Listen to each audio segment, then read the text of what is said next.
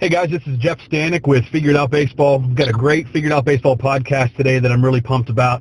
We've got Kurt Elbin on the podcast. He's the recruiting coordinator at Virginia Tech in the ACC. I'll give you a quick bit of background before we jump into questions with him. He is a native of Bedford, Pennsylvania, which is not very far from where I'm originally from, and maybe we'll get into that a little bit in this podcast.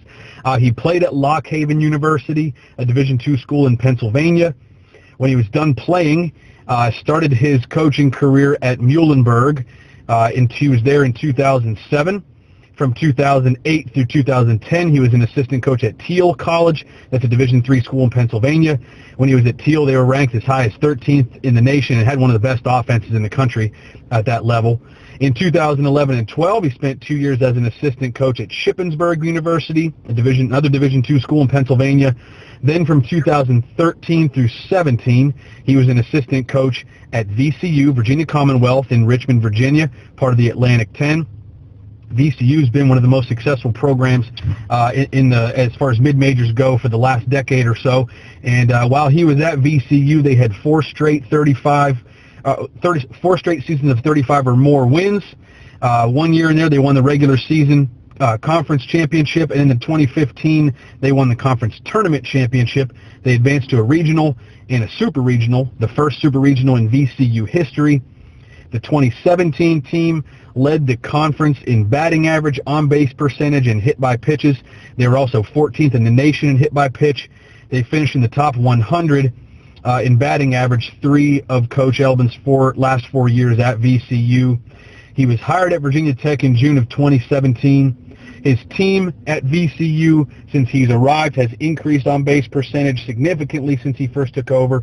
They've been ranked in the top 35 nationally in hit by pitches, which is an interesting stat to me. That one keeps coming up, so we're probably going to have to get into that one as well. They've increased their walk totals, and again, on-base percentage. He's done a great job doing that, kind of formulating the offense there. The 2020 season started off, pretty well offensively. They were ranked in the top 100 nationally in a lot of categories. They're in the top 10 nationally in stolen bases. He's also coached in his career as a college coach. He has recruited or coached more than 30 players who've gone on to play professional baseball. Coach Elbin, really appreciate you taking some time to be on the podcast with us today. Hey, thanks for having me, Jeff. Excited to chat with you, man, for sure. So I always like to start with something from the bio that stands out as people know that have listened to our podcast before. And something that's very, very interesting to me is the path that you've taken as a college coach, going from a Division III coach for a handful of years to a Division II coach for a handful of years to a mid-major for a handful of years, and now Power 5. It's unbelievable. A lot of guys out there have trouble moving from one level to the next, or feel like you kind of get labeled a little bit when you're at one level, like, he's a Division II guy. He's not ready to be a Division I coach or what have you. But you have kind of defied those odds and continue to jump levels. And I'd love to get into that with you and just maybe talk how that happened and just kind of find out a little bit more about your path. It's as we kind of shared before, it's more about like just having the passion to get out and network, and that's kind of how my story has been written and unfolded.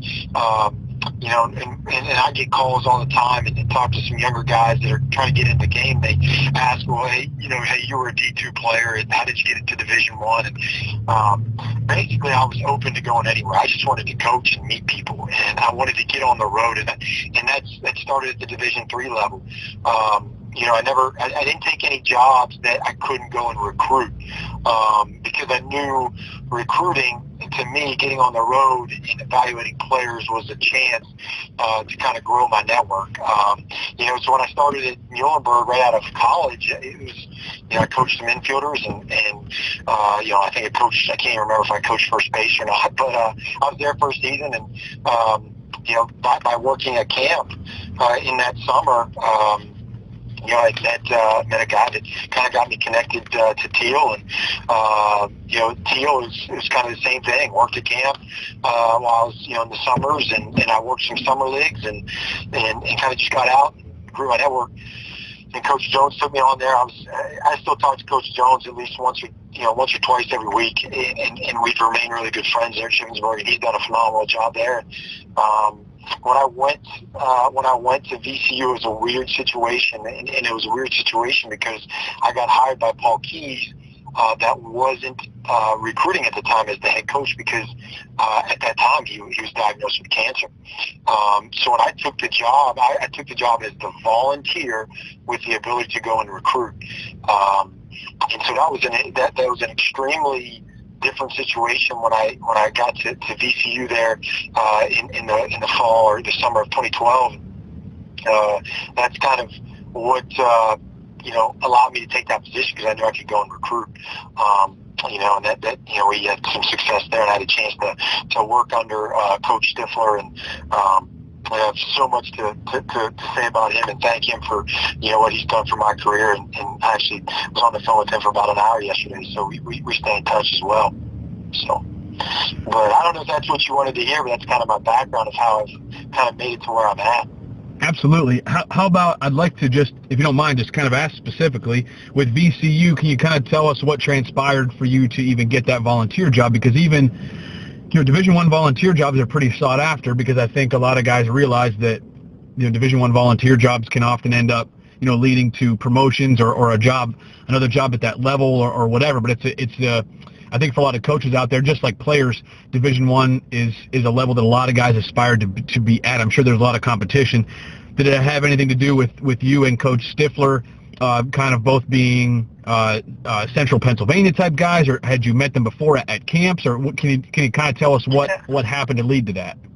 Yeah, well, I knew of Coach Stifler. I didn't really have a good, or I just didn't know him that well. I think we had shared some mutual friends. He actually played against my older brother growing up. They're the same age. But so when I was at Shippensburg, I took a job in the summers to work for All-Star Baseball Academy.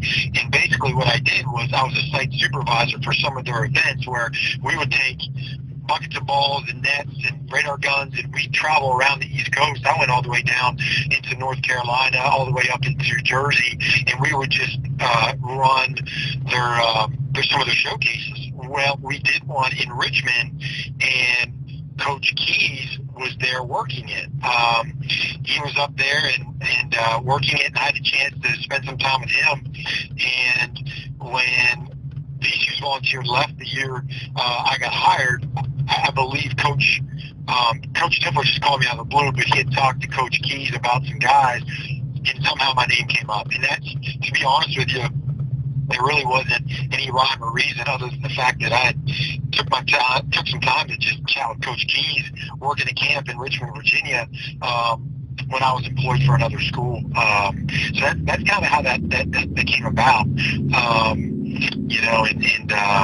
But it had nothing to do with a past relationship. It was more just, meeting some guys and talking to them. And I think he knew I was a guy that had some recruiting experience that could come and actually take the position of volunteer with a tie to recruiting at that time. It's kind of funny that you say that, because there's a lot of parallels there between what happened to you and then how I got to Winthrop. And I've shared this in probably another podcast or two, but my first job was at a small Division I in Pittsburgh.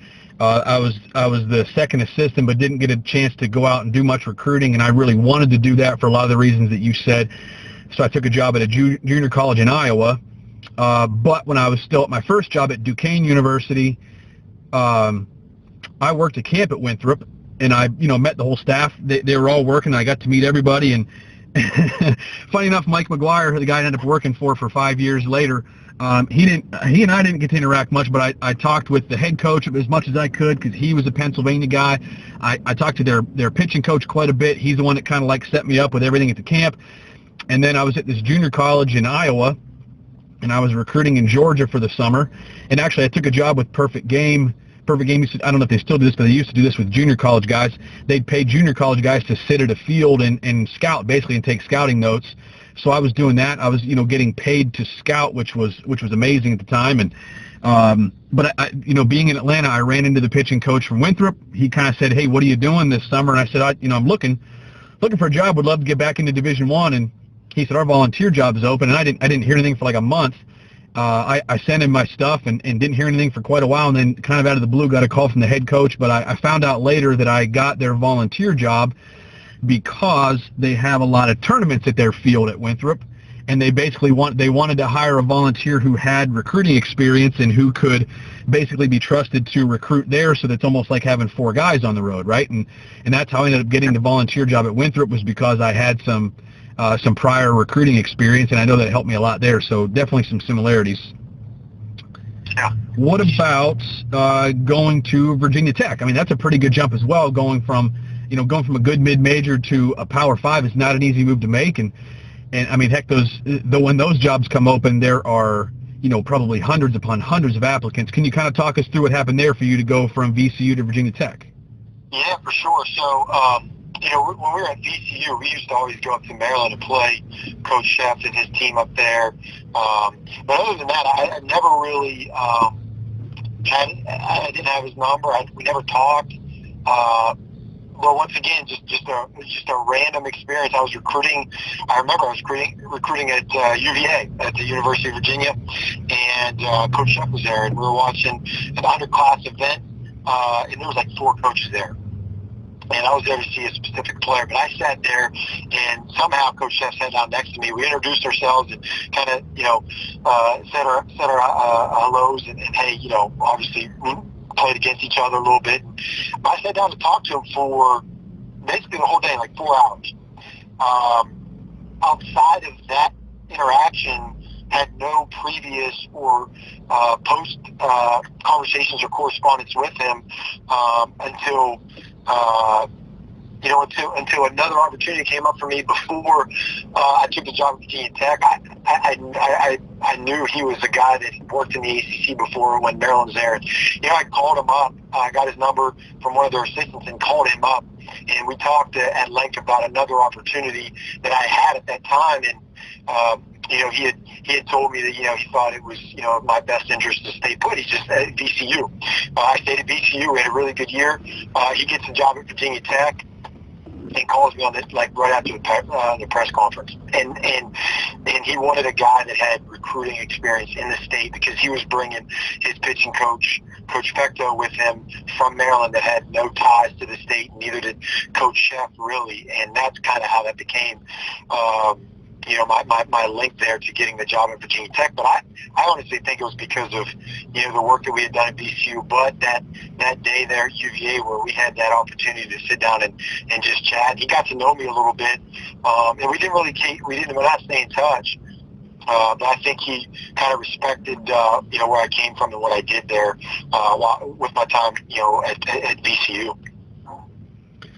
Those conversations can be so valuable, and I tried to do the same thing when I recruited. I tried to talk to, I really wanted to work. I would find myself sometimes at those events, if I talked to guys too much, several innings would go by when I wouldn't have any notes taken, and all right, I got to lock in here. But I would try to talk to people, when there were opportunities, downtimes between games, whatever, for a lot of those reasons. I'm curious to know about the conversations that you've had with guys over the years, like when you're at events, and maybe you happen to sit next to somebody who is in a position to potentially, maybe hire you someday, or maybe it's not so much now because you are where you are, but as an assistant, kind of moving up through the ranks, when you were next to a guy who you thought I'd love to, coach on that team, or maybe this is a guy that might have a chance to hire me someday, what sorts of conversations did you find yourself having with those coaches?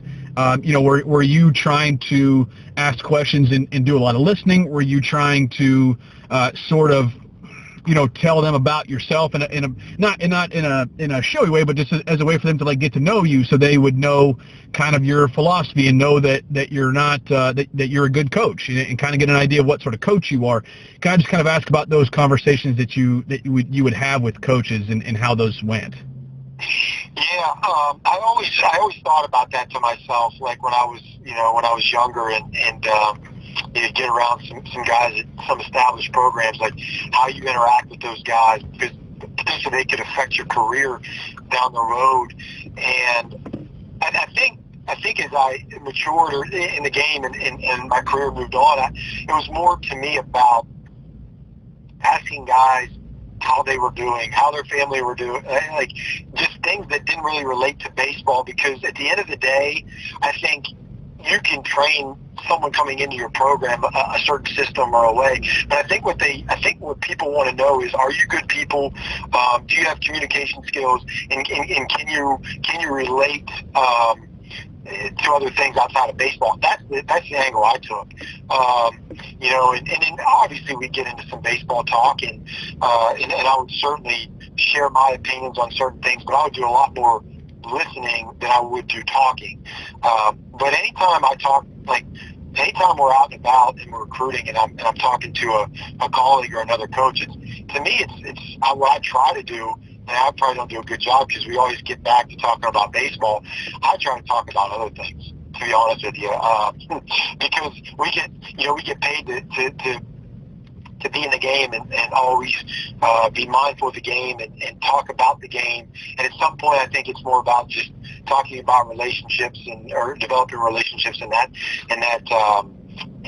way. So, but there's no doubt you would certainly.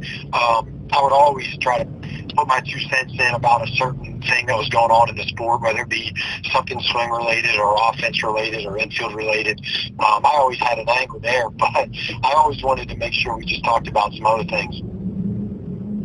It's such a delicate thing because you don't want to be at those types of events and just promoting yourself, because everybody can sniff that out and it's not a good color on anybody. But at the same time, like, I'm sure that you want to try to leave people with a good impression of yourself. Speaking of that Winthrop job, after my first year there, the head coach got fired. I was out recruiting that summer, and this was before the coach got fired, but I saw Tom Reginas out at an event, who at the time was the recruiting coordinator at Clemson. I wanted to be a recruiting coordinator at that time. That was my goal, to be like an ACC, SEC recruiting coordinator. Well, I saw an ACC recruiting coordinator there, and I know, Clemson was a school that, like, I kind of grew up idolizing, and he just loved those colors and the Clemson cut pants and Jack Leggett and all that stuff. And so anyway, I went up to Tom Reginas and just introduced myself, and I asked him some recruiting questions, and like, I didn't really speak much. I listened. I legitimately wanted to learn from somebody who's doing it at a high level, and when he took the Winthrop job, he kept me for 1 year before I ended up moving on. But he told me one of the reasons that he kept me was because he remembered that conversation, and for whatever reason that left a little bit of an impression on him, and decided that it was a good idea to keep me on. So, I wasn't necessarily, I didn't talk to him that day because I thought, of course, I would have loved to work at Clemson, but I didn't go up to him thinking that, if I talked to him, I got a shot at working at Clemson. I just kind of wanted to learn from somebody who I felt like knew more than me and was at a higher level than me, and it ended up working out in my favor for sure. Sure. That's good. Let's flip a little bit, Coach, and talk about, as an offensive coach, offensive philosophy. A couple of things kind of stick out when you look at, like, past offenses that you've coached. A couple of the things that stick out: batting average. Your team seemed to hit well. Your team seemed to do well in on-base percentage, and your teams seem to get on base for free quite a bit between hit by pitches and walks. And that seems to be, without having asked you before, those seem to be some things that you focus on a little bit with your offenses. Can we just talk a little bit about maybe what your overall offensive philosophy is?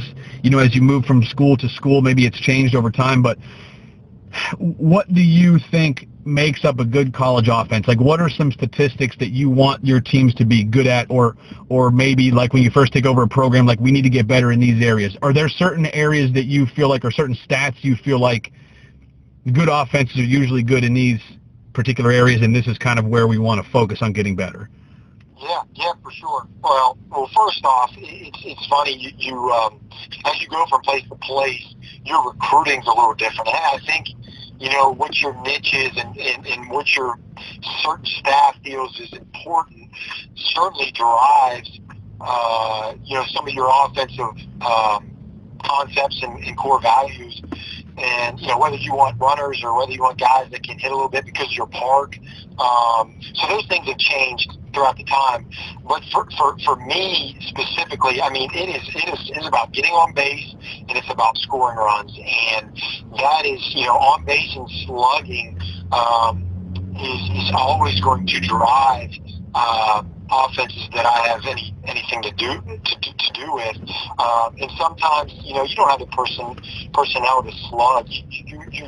I think sometimes you can create a little bit of that, but more importantly, I do think you can really sell out to practicing and putting your guys in settings where you can create, a high on base machine.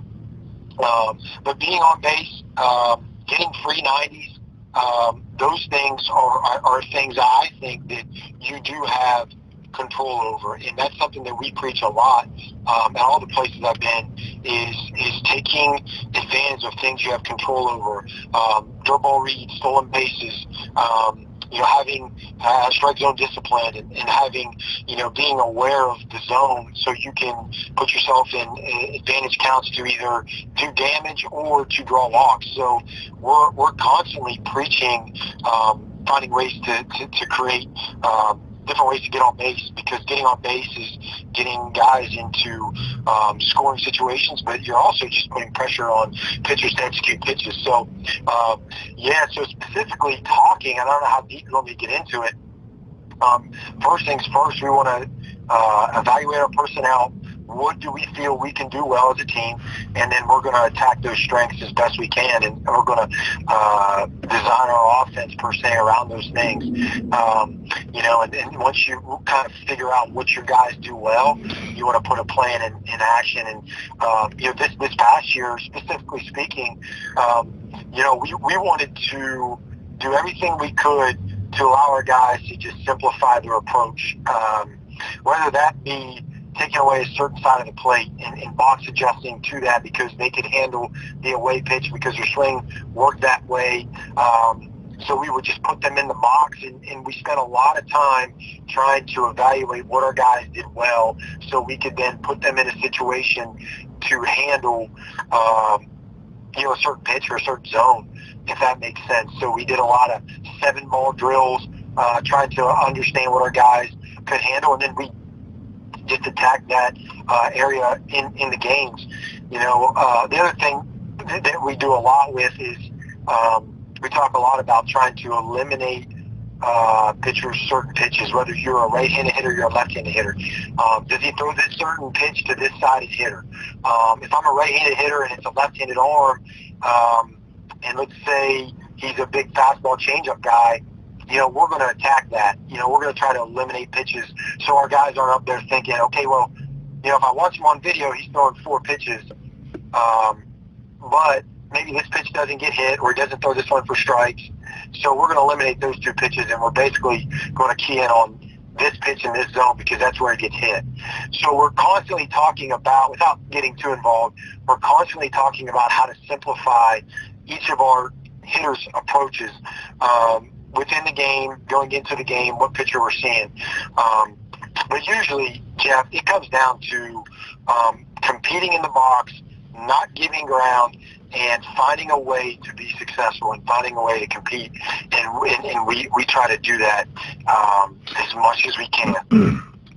When you talk about eliminating pitches, Coach, does that mean just to try to, I'd like to try to, I guess, define some things that people might not be familiar with. When you talk about eliminating pitches, can you define what that means for hitters? Yeah, for sure. So let's say, if you're just talking about a stock right-handed arm, and let's say he has 3 pitches. He throws fastball, and I won't get into 2-seam or 4-seam, but he throws a fastball, and then he has a slider, and then he has a changeup, okay? But if I go up and we have data. We have a ton of video. We have a ton of data. We can see all the previous guys' starts or their relief appearances. And let's say I'm a right-handed hitter, and this guy that throws fastball, slider, changeup throws his slider 30% of the time for strikes. Well, if I'm a right-handed hitter, I'm not going to go up there and I'm not going to honor his slider, meaning I'm not going to try to deal with his slider. I'm not going to look for it. I'm just going to sit fastball and adjust to a certain part of the zone. And let's also say maybe he doesn't throw changeups to righties. He only throws changeups to lefties. Well, if his slider doesn't get thrown for strikes, and if he doesn't throw the changeup to the right-handed hitter, I'm going up there, I'm just going to hunt fastball. To me, it's that simple. Now, you're going to deal with guys that sometimes can command those pitches. Let's say that same guy gets feel of his slider in the second inning, and he just starts throwing it, and guys don't hit it. Guys aren't hitting it. Even if he's throwing it for strikes at times, but let's say player X can't hit the slider, we know that as a staff. I'm not going to go up there and be like, hey, just sit on slider, because he's not going to. He's a player that can't handle that pitch. So we're constantly trying to match up what is the guy throwing for strikes, what actually gets hit, okay, and what does he use to get this type of hitter out. And we're just trying to find the things that kind of match up in our favor, if that makes sense. So we're constantly eliminating pitches, and it's certainly a fluid conversation throughout the game, because we're gonna pay attention to what he's doing. If you pay attention in between innings, like if you go out there and it's the second inning and a guy's throwing 8 sliders or 5 sliders, and he's trying to get feel of it because he hasn't commanded it, he doesn't trust it. So we're constantly looking at that and paying attention to what the pitcher is showing us to just allow us to simplify our approach. Love that. And I know that for hitters that can do that, it makes a big, big difference in their approach at the plate. You kind of talked about, for your overall offensive philosophy for the team, that you evaluate your personnel and kind of go with what you've got. I think that there are some teams out there at every level that try to be certain types of teams. Some teams, they want to be known for running a lot and stealing bases. Other teams want to be known to slug, and they want to try to slug 1 through 9. And whether you're talking about a college team, a pro team, or even a high school, I think that a lot of coaches can kind of get caught up in that, and they always want to have this certain identity. So you kind of evaluate the personnel that you've got on your team. Does that mean, just to kind of go a level deeper, does that mean that if you have, just say you when you first showed up there, you first got to Virginia Tech, you didn't get to recruit any of these guys, you've got who you've got. If you have a team of a bunch of guys that really run, then you're going to try to create runs that way. If you have a team of a bunch of guys that slug, you're going to try to create runs that way. Is that what you mean when you say that you're going to evaluate your personnel and kind of dictate your offense from there? For sure. There's no doubt about it. That has a lot to do with recruiting. A lot of these established programs that are always in the top 10 in a certain category, whether it be slug, whether it be running, they have a recruiting formula that they recruit to. They get that personnel in there, and they know what it's going to look like. Therefore, that system sometimes doesn't change. You look at some teams. I have some buddies at Wofford. They run a ton, but they recruit to that, right? So that certainly is kind of what I mean. But yes, if we have guys, like when we first got to Virginia Tech, we had 0 team speed. We didn't have many guys that could run. So we tried to, now, of course, I'm trying to instill some of the offensive values that I believe in and that would never go away. The hit by pitch, being tough, tough with 2 strikes as best you can. But we knew for us to score runs that we just weren't made up with 3 or 4 guys in the lineup that were going to get hits in a row. Meaning, like, if we were relying on guys just to hit singles and to hit for a high average, we weren't going to score runs. We were just trying to swing to do damage, to try to hit a score a guy from first, because we knew at some point there was going to be the matchups. There was going to be a hole in the lineup, and that is what it is. That's how that season went. This year I felt like we had jump into 2020. I felt like we had 7 or 8 guys where we were going to get a good at bat. I really felt that way, and we had some guys that could scoot a little bit, and it just kind of, evolved into this offense of, like, we had 3 guys that were going to slug in the middle, but we had some guys that could run the ball into the gap, but every guy was a threat to run. Therefore, we got better fastballs to hit. Guys had to work quicker to the plate. They left some balls up, and it allowed us to score runs when guys weren't commanding their secondary pitches. And if they were commanding their secondary pitches and they were going to spin, we were just going to run. And I really liked where we were at, before the season got cut short. but the personnel told us to do that, right? It told us that we could run. It also told us that we had the ability to slug if they were going to throw fastballs. But if they were just going to spin, we were just going to take the pitch and try to steal the bag. So, like, those things are constantly happening in front of your eyes as a coach, I believe, and you're trying to evaluate what your guys can do and what they can't do. But if Jeff, if you want me to draw up the perfect offense, it's guys that can do both, man. It's guys that can run, that have bat speed, that can drive the ball, into the gaps and over the fence. So we're going to do everything we can to get guys on base and to slug. And if we can get guys on base and run and put them in scoring position, then it becomes that much easier to score them. So those are the offenses I want to be involved in, and the ones that we're certainly going to try to continue to replicate moving forward at Virginia Tech. So when you're out recruiting and you're trying to put a team together from year to year, and obviously you're recruiting guys when they're pretty young, but you're still projecting what type of player they're going to be, do you try to, at this point, recruit to a certain style of offense, or do you just recruit the best possible player? And I guess just to kind of bring it, make it a little bit real, if you have three guys in the same class, the same position, and they all have a little bit of a different skill set, maybe one guy really, really runs, but doesn't have a lot of pop. Obviously still good enough to play for you guys, but his best tool is speed. Another guy whose best tool is power. And another guy whose best tool is maybe he's got good barrel control. He barrels the ball up a lot, but he's an okay runner. He's got okay power-wise, but he can really barrel the ball. Do you have specific things that you try to recruit, or are you just kind of recruiting the best overall player and like whatever our personnel ends up being, that's what we'll be as an offense? Yeah, I mean, it's, we first got to Virginia Tech, we were just trying to get the best players we could get. But looking at it now, and as we have had, 2 or 3 years of recruiting classes to come through, or that are coming through, excuse me, we have the thought of you got to do one of two things on the offensive side. You have to either really run or you have to hit. You have to show us the ability to barrel baseball, or you have to have the ability to run. We would love the combo guy. We're going to take as many of the combo guys as we can. And then as you flip it, let's say a guy is average runner, average bat, like he's going to project to be a 280 hitter.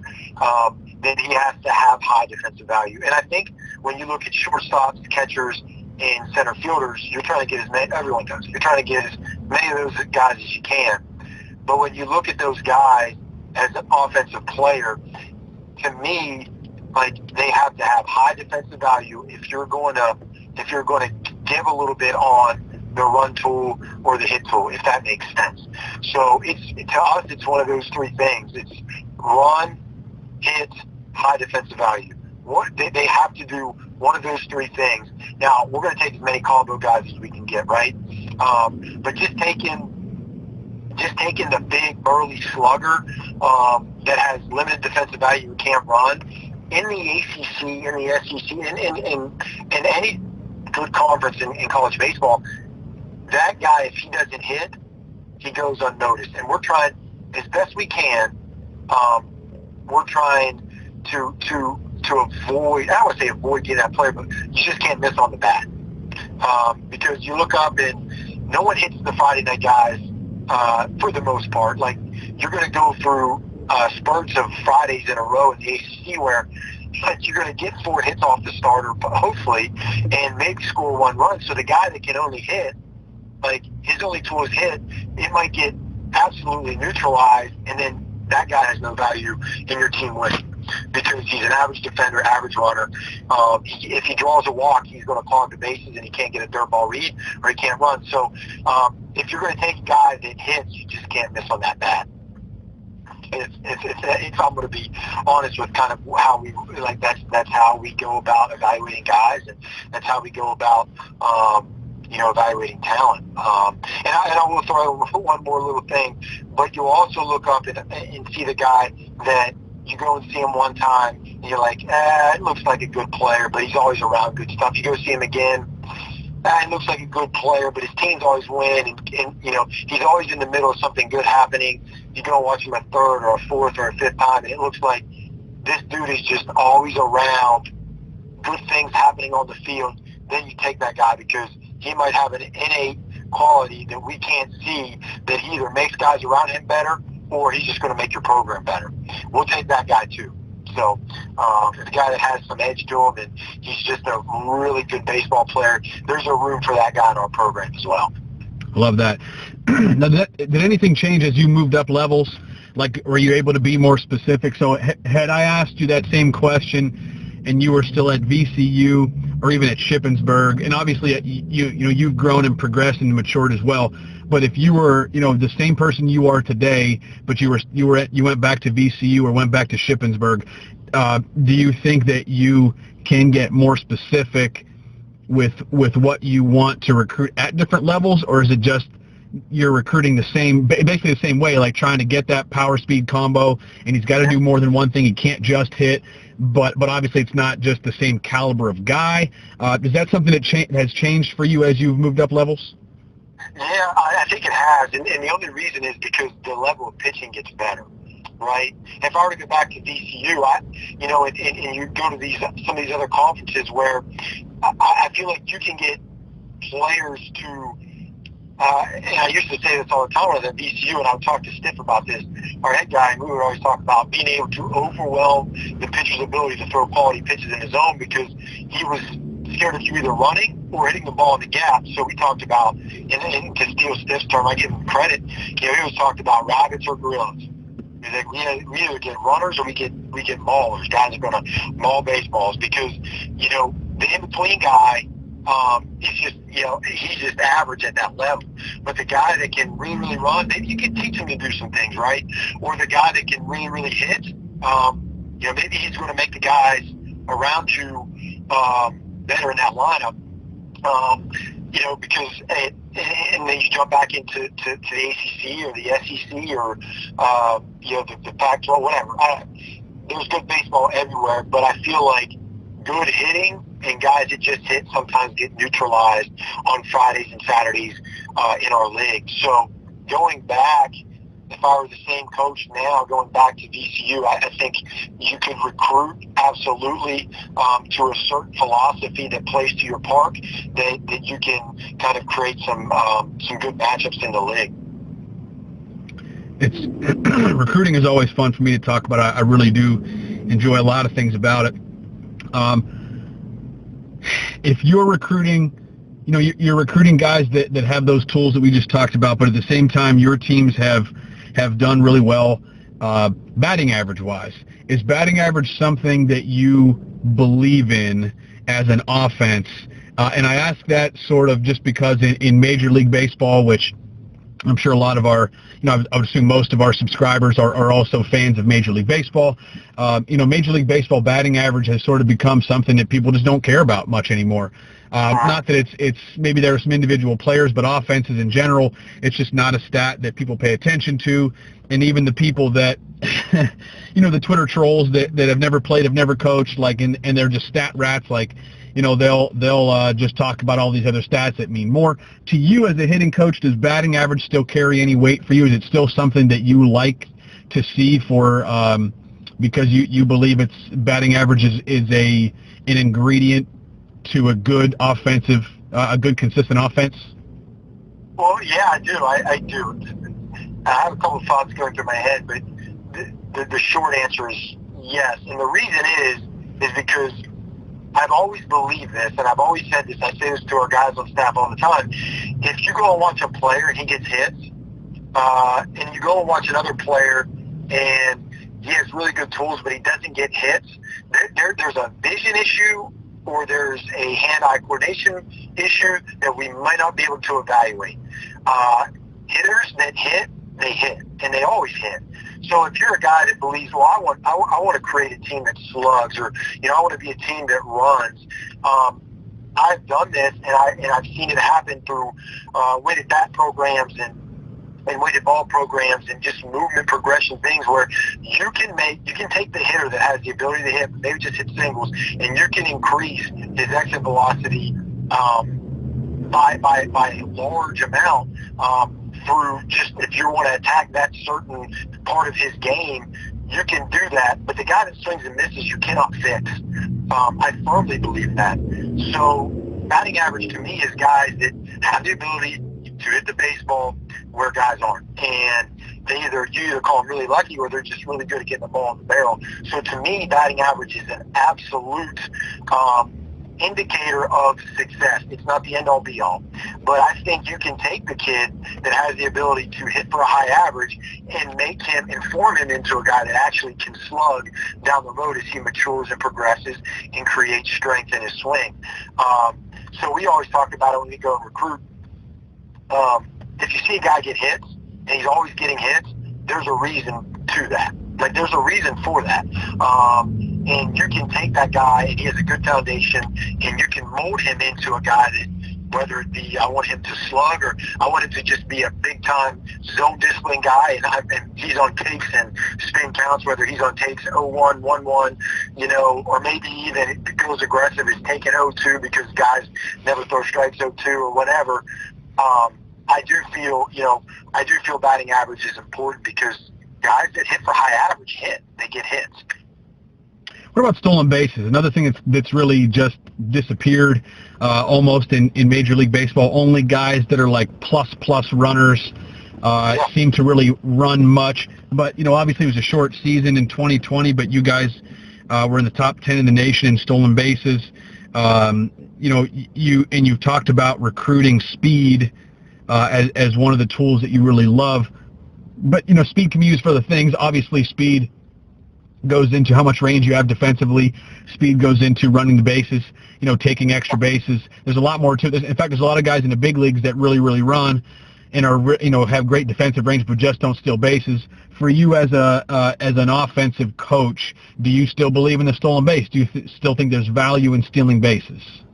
Yes, there absolutely is. If it doesn't, if the situation is correct, if it doesn't take away from an offensive player that's standing at the plate, if it doesn't take his ability away from driving you in. And what I mean by that, it just has to be calculated.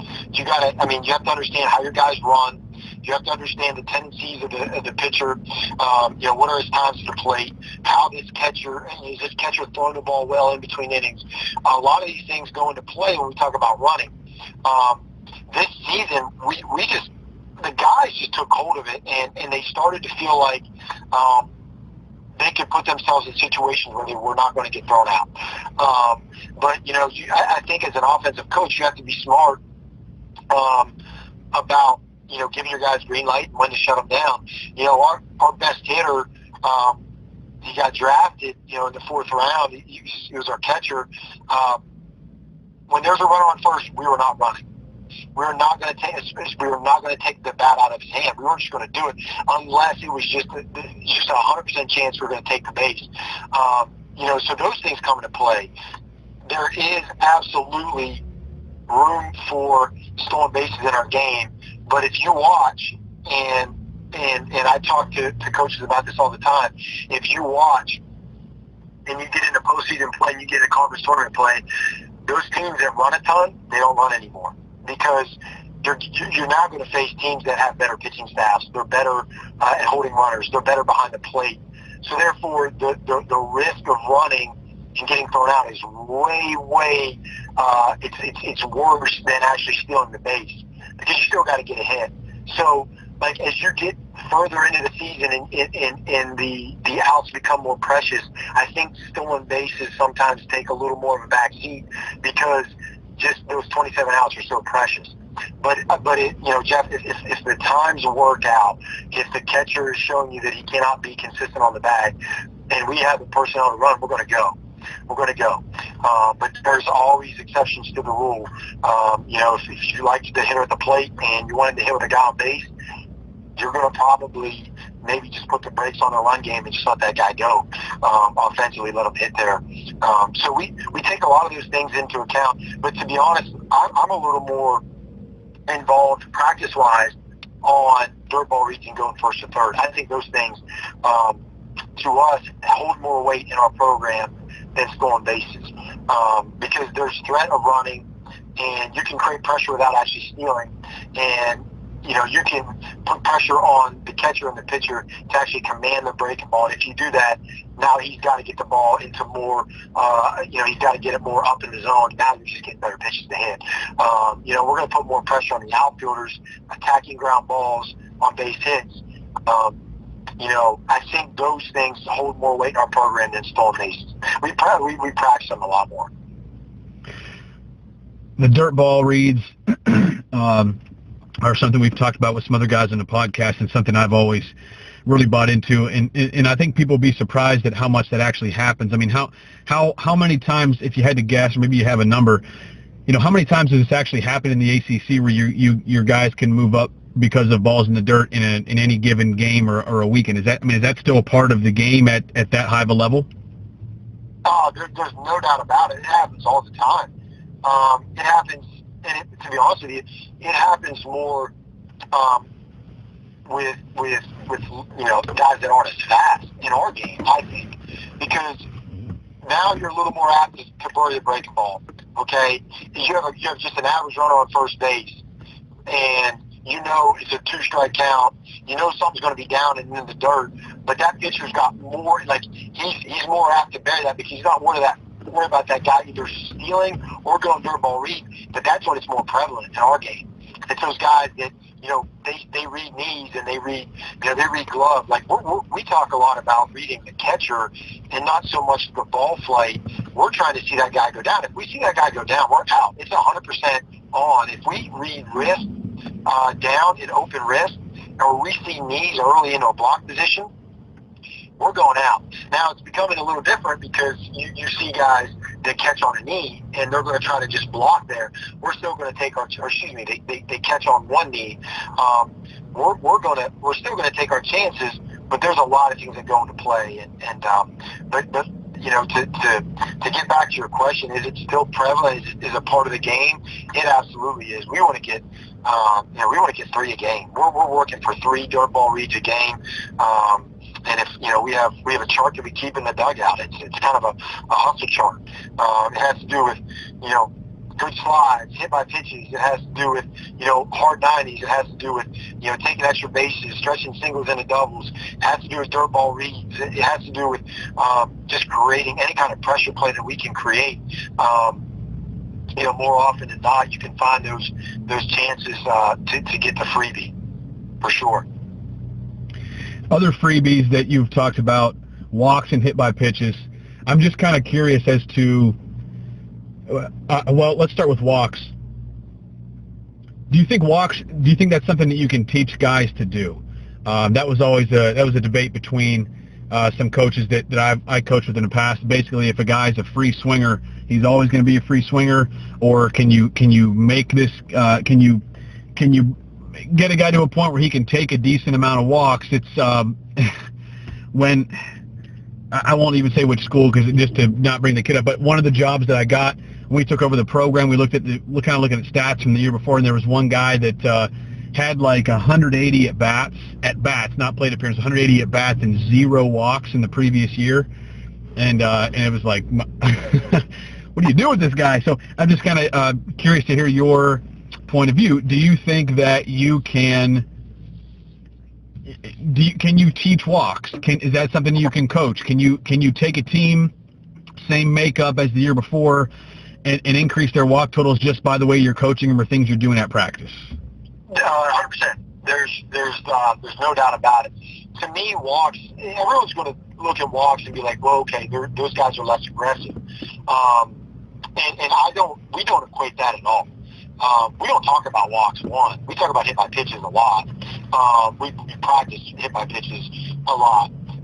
We don't practice taking pitches. What we practice a lot is getting guys to understand the strike zone. And, we have rounds in BP where guys are calling out pitches. They're calling out zones, and we communicate a certain way. We have a 7-ball drill, and we talk about, the inside part being 1, and the outside part, edge black, is 7. And in our BPs, we're hunting 4-6, we're hunting 3-5, we're hunting 1-2. And the more you do that, the more you create zone awareness, the more you can coach coach a kid through an approach. Therefore, he's just not going to swing at a pitch that he can't hit. The other thing that we do to get into analytics that I think drives walks is we have a stud of a director of player development. His name's Kyle Sarrazin, and here's a plug for him. But what we do is basically we give guys hot zone, cold zone reports after every BP. What zones, and it's all the track, man. What zones are you hitting hard? What zones aren't you hitting hard? And if a guy isn't hitting a zone hard, we're going to try to eliminate that zone in his approach. And if you eliminate that zone in his approach, if that's where guys are going to try to get him out, we're just going to get to a point where hopefully he takes that pitch. Okay? And that's going to drive walk numbers up. That's going to create less weak contact and less swing and miss.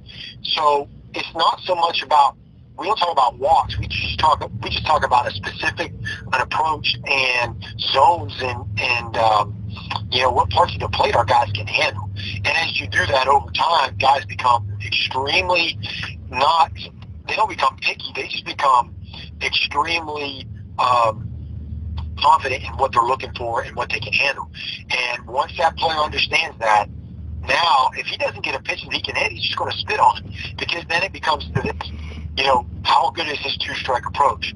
Our walks went up because our two-strike approach got better, okay? And we talk a lot about not the 0-2 pitch. We talk about getting the 2-2. And when our guys are at 0-2, or 1-2, or if he's in, or any count for that matter, if he has confidence in what he's doing at that moment in time, he's not going to expand the zone, and then you're going to get into more 3-ball counts, and then the guys just miss because they're tired of throwing. You know what I mean? They get tired and they miss.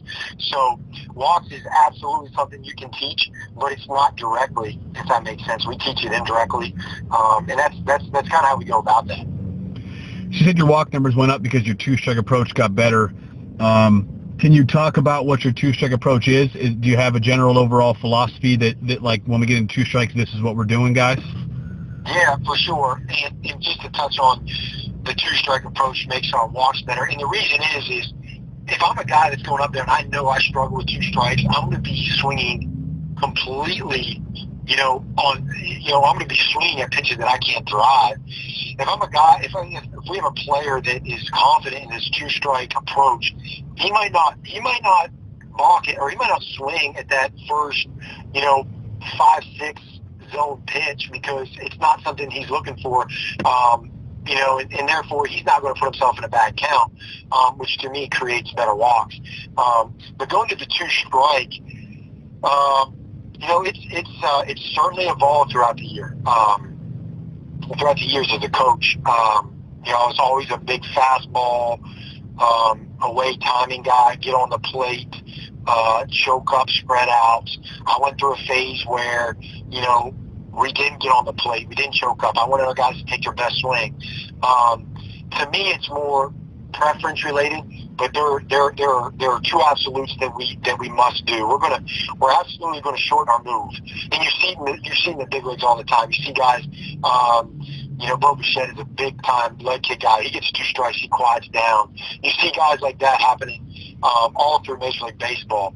But first thing, we're going to make a physical adjustment. But we have options of making 3. Spread out, eliminate your move, choke up. Those are 3 options, and I make our guys in the fall do one of those 3 things. They have to do one of those 3 things, just to try. Now, if a guy is struggling to take his best swing from one of those 3 different physical adjustments, and I trust him as a hitter, we'll let him go.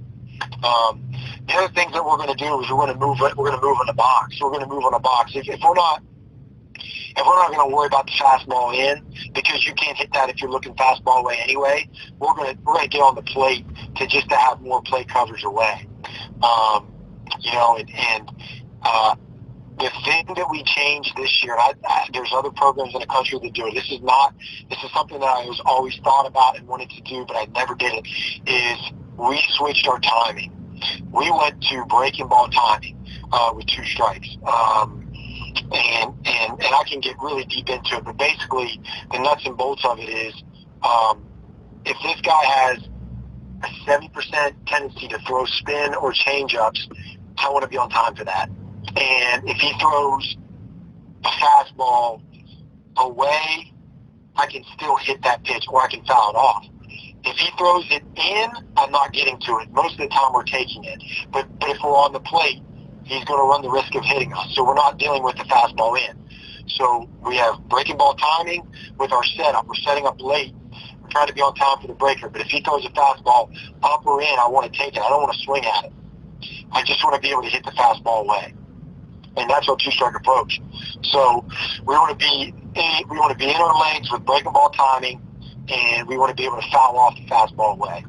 And we're just trying to hit that son of a gun as deep as possible. We're trying to hit that fastball through the other dugout. And we work on it. We have drills that we put into place, and it would take a while for our guys to actually understand it. But once they understood it, the light bulb went off. It started to really, really make our guys confident pre-2K. And when our guys got confident, and they didn't expand the zone before they got to two strikes because they were really confident in their two-strike approach, our guys started to slug more. They started to get more hits, and it was just really fun to see. That's awesome. And I'd love to hear that, because these are, I like talking about these things and getting into it in some depth, because this is too many times I think that now in the world we live in with social media, and I just talked about this on my last podcast that I recorded as well, but there's a lot of push for things on social media that are just not things that are taught at high levels, and I love to hear what coaches at high levels do. Whether or not I agree with you, doesn't really matter. What's important is that I think it's important for people to hear what coaches like yourself are doing, and I love to hear kind of what some focal points are for your offense and things you're doing, and that you still have a two-strike approach as a team. That's an important thing that you work on, and it's important to hear why, that it increases. Obviously, it's hopefully going to help guys get on base, or hopefully increase their production with two strikes when they put the ball in play, as far as just at least getting on base, even if you sacrifice a little bit of power. But it also helps increase that walk number, but because hopefully you foul a couple more pitches off, you see some more pitches, and obviously the more pitches you see in an at-bat, the better chance you have of seeing four balls, right? So all that stuff, it makes a lot of sense, and I love to hear what kind of things that guys like you are teaching. I want to talk about something related, just about competing in the box. That's something that you mentioned earlier on in the podcast. When you talk to your guys about being competitive in the box, what does that mean? What does that look like, and why is that an important thing for you when you're building an offense, to get guys that are competitive and competing with confidence when they're in the box? Yeah, so we kind of reverse engineer that thing when we talk about competing in the box. We talk a lot about what non-competitive at-bats look like. And I want those guys to see that, because it's such a cliche term. You talk about guys competing. But to me, when we talk about, competing, we want to show them what non-competitive at-bats are. And we roll out a stat. I have this PowerPoint, and we throw it out there, and we say, this guy had 200 at-bats, and I'm going to mess up the numbers, but I don't know them off the top of my head. But let's say a guy hits 315, and we actually did this drill with a player that was in our room. He was our third baseman. He hit 323 as a freshman. And then I took his numbers. I took his at-bats, his plate appearances, and I took his hits. And I said to him before, I said his name. I said, Kev, how many bats you give away? How many times did you go up not focused on what you wanted and just swung at a pitch you shouldn't have swung at and just gave the at-bat away? Hit a three hopper to the shortstop. He said, Coach, at least 15 times. I said, all right, Kev. I said, let's add five hits. Let's just say maybe you got 5 hits. If you're a little more locked in, his average jumps from 323 to 360, 5 hits over 200 at-bats. And you're talking about locking in, being focused for 5 more plate appearances throughout a year. To me, that screams being competitive and having present moment focus. To those guys that want to understand what competitive is, we talk a lot about guys that are ready. guys that are always consistently ready for whatever it might be. That's, to me, competing. It's not like sticking your chest out and being tough and swinging hard. Like, that's not competing. Competing to me is guys that can be in the moment more often than not and be able to understand situations and execute their plan. That's competing. And how do you get that out of your guys? I think you have to put a focus on almost every swing within a practice. That sounds terrible. That sounds like you talk about 50 swings under like some sort of coach supervision. We want to make sure there's a focus. So when we take our VPs, they're getting tracked. When we're in the cages, they're partnering up and they're competing on something. It could be a certain drill. It could be hitting a ball here in the cage.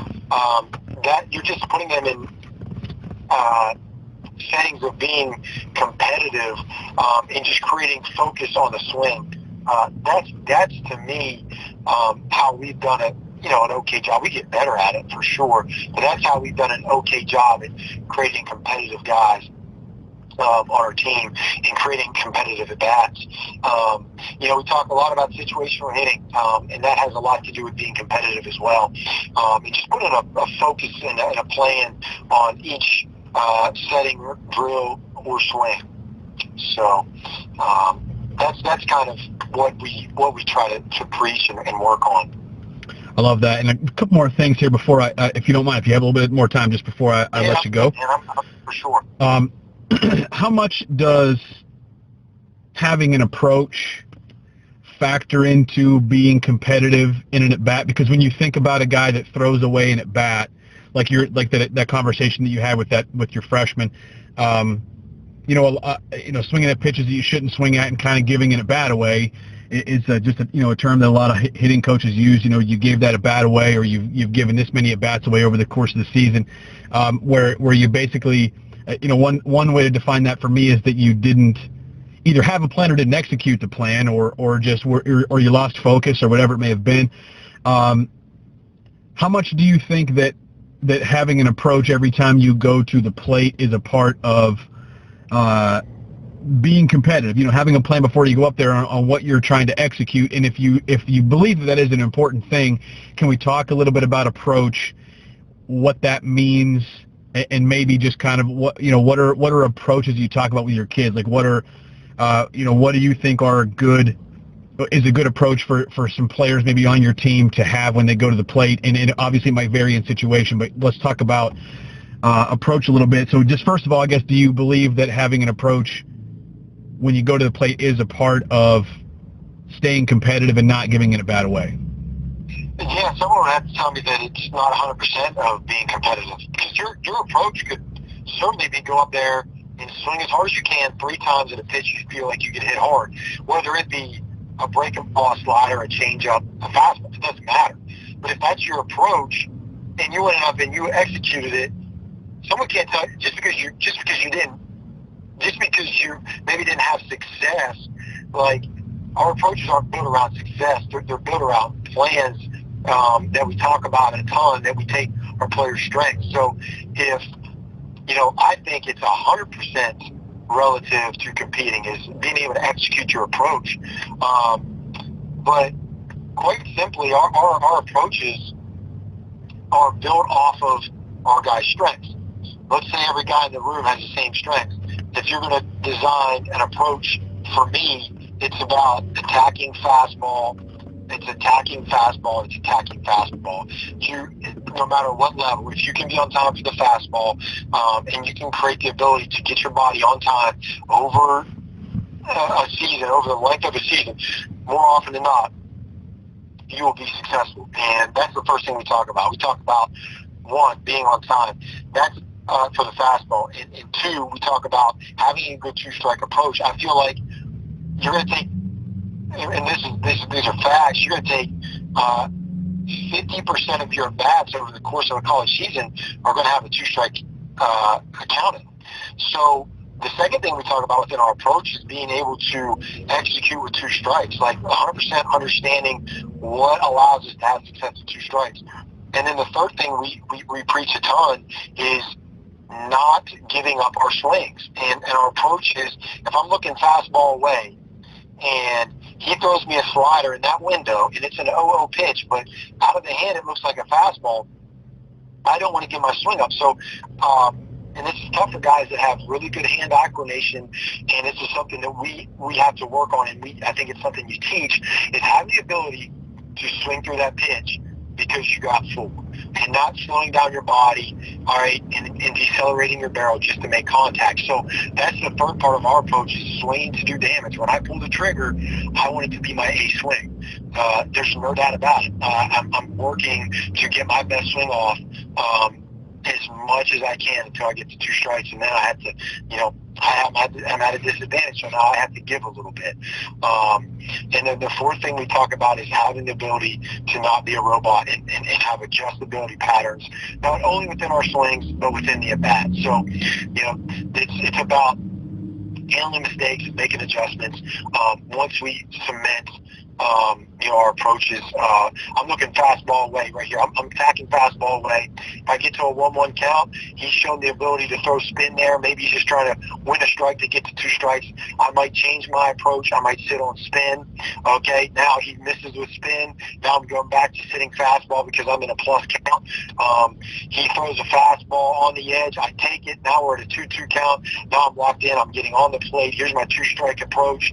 All right, I'm sitting soft timing, trying to fight for the fastball. He throws a slider that misses. Now it's 3-2. Our rule in VT is now we're going back to fastball timing with 3-2.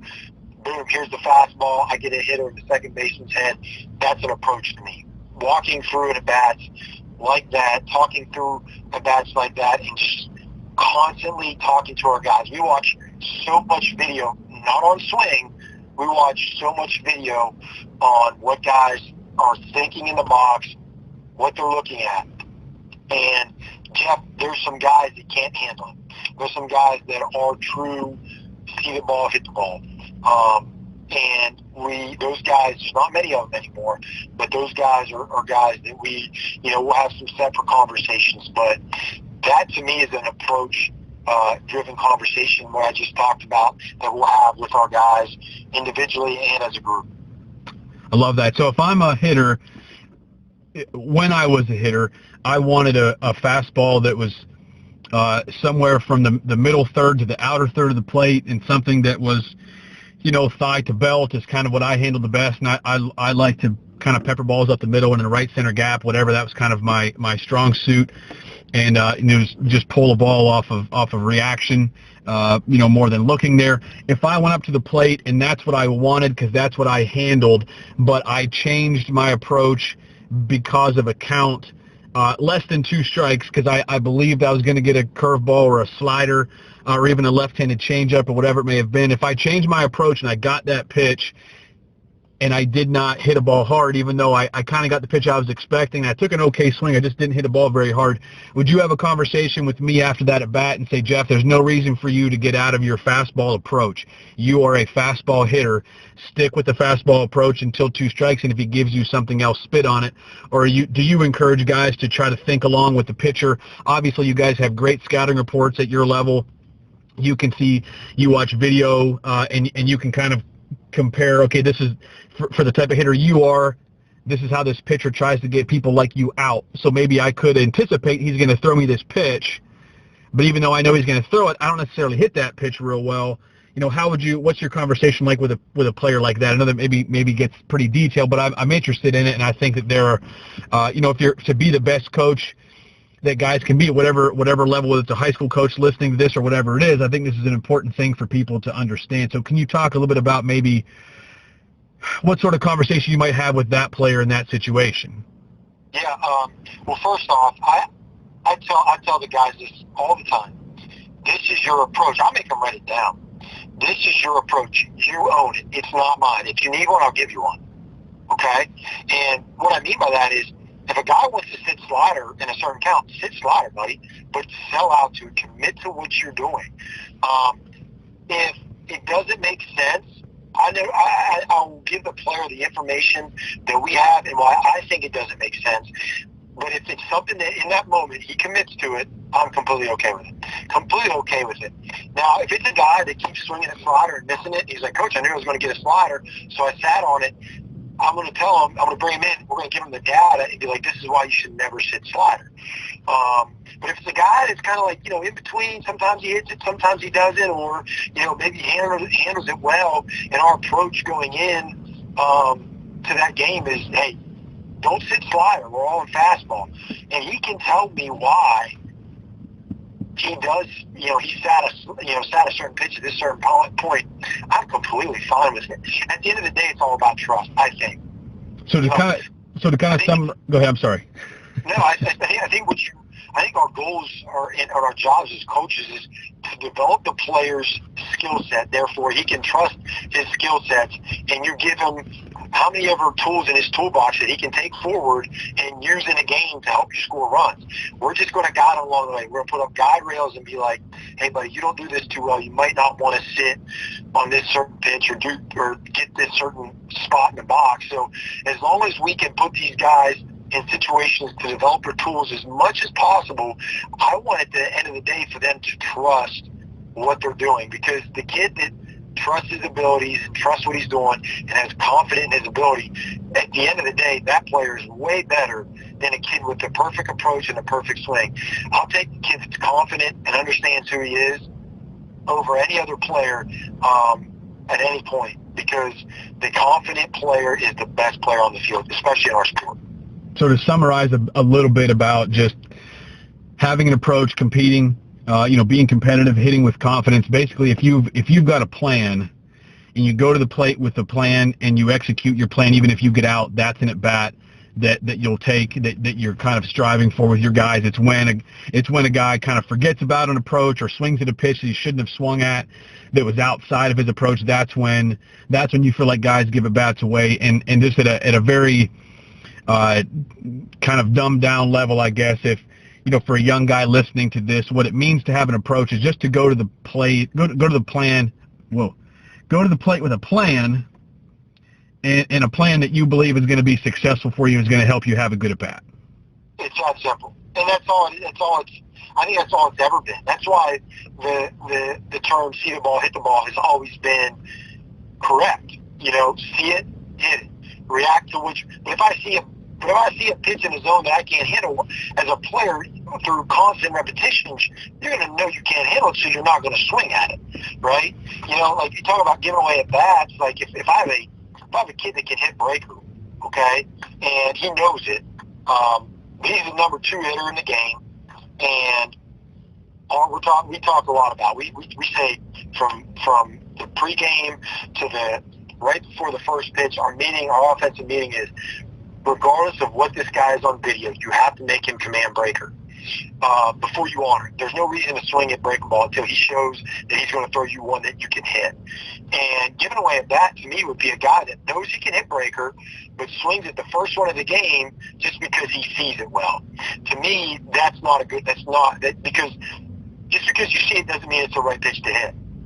And just because you can handle it, it still has to be the right breaker, it has to be up. So those are conversations we talk about a lot. And to me, that would not be executing an approach, because you need to make sure you understand if this guy's actually going to give you a pitch to hit. So there's the fine line there. But yes, to summarize, executing a plan that you have confidence in, that is, to me, hitting within an approach. This is awesome. I can't let you go without asking how you practice hit by pitches and why you believe that's an important part of your offense. Well, the stinking hit by pitch rule has changed, and the funny thing was, like, when in 2015, this was something that we came up with at VCU, and myself and Coach Stifler, and he can have all the credit for it, but to me, it's about not allowing the pitcher to use the whole plate and not allowing the pitcher to miss in. If he misses in and hits the player, now a guy's on base, he can't go back in there. Now we can get on the plate and we can shrink the zone and we can just look for pitches that we can get our hands extended on. So to me, that's the whole thought process behind hit by pitch. And plus, it's tough.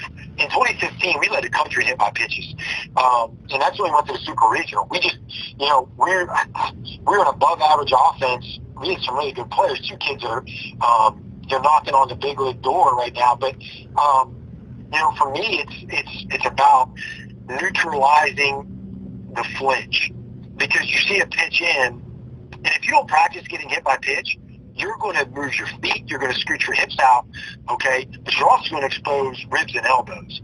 So not only do we practice it because we can get on base if we get hit, we want our guys to be safe. We will tell them to put on all the Evo Shield gear. If you're in a BP setting and I grab a softball, so we have some balls that fly like baseballs, but they're not as hard. They're just incredible balls. We're going to throw them in. And we want the guy to get used to seeing it in there and learning how to tuck elbows, prevent ribs, and try to turn your knee in, okay? And that's what we do. We hit them within BP rounds. That's how all the coaches that throw BP, all right? You grab a softball, like without looking in the bucket, the ball needs to be thrown at the player. It stings. Some guys never hurt a player. And it's funny, sometimes they'll get into the BP bucket and they'll hide the balls. They'll put them in another bucket, and kids are sick of getting hit, especially if it's cold. But that's a culture thing. I think at the end of the day, you're just not giving the opponent he's got to be penalized. That pitcher's got to be penalized for making a poor pitch. We do not teach to chicken wing and stick your elbow out. We're not teaching that. That's not our deal. It's just about if the pitch is inside those white lines and you're on the plate, you got to be able to handle it. I love that. And the 1 year that I coached high school baseball, I did that because that was something that several of my college teams did as well. I bought Incrediballs. I put them in the BP bucket, and we'd use them for other things too. But in regular BP, whoever's throwing BP was taught the same thing. You're going to just throw it inside, and basically you're trying not to get out of the way, right? And by the end of the season, it's a short high school season here in Pennsylvania, but by the end of my first season there, guys in the dugout would go nuts when one of their teammats got hit. Like, they loved it. It was like one of the biggest rally cries that you have on your team, because just guys, I don't know, for whatever reason, guys just really rally behind a teammate who's willing to sacrifice himself and stay in there and get hit with a pitch and get on base. And that's like the ultimate team play. Yeah, for sure. Well, our guys took it as far as, I remember at VCU 1 year, they would the pitchers and the position players would be down the line stretching during the other team's BP, and our guys were loud. They just played with confidence all the time. And if a ball off a bat, someone pulls the ball down the line, left-handed hitter, they were told, unless it was go for your face, they weren't allowed to move in their stretch line, so they just wear it. Like off the ground, in the air. We had to tell our starting pitcher to get out of it for being a knucklehead, but it creates a toughness, and it's something that, in the game, it's part of it. And if you can learn to protect yourself and be safe and not give ground in the box, I think you're creating another weapon that allows you to get on base. So it's something that we talk a lot about, and more so we just practice it. And wear that Evo Shield, man. Wear that Evo Shield. We don't want them to get hurt. We want to protect your elbows, protect your ankles, for sure. Yeah. This is Kurt Elbin, everybody. He's the recruiting coordinator at Virginia Tech. This has been awesome. It's this hour and almost 15 minutes has flown by. This has been great, man. I've sincerely enjoyed this conversation, and I think it's a lot of great info to share with our subscribers here at Figured Out Baseball. So thank you so much for taking part in this today and being willing to share everything you did. Hey, my pleasure. Thanks for having me on, and y'all be safe up there, man. Hopefully we see you soon.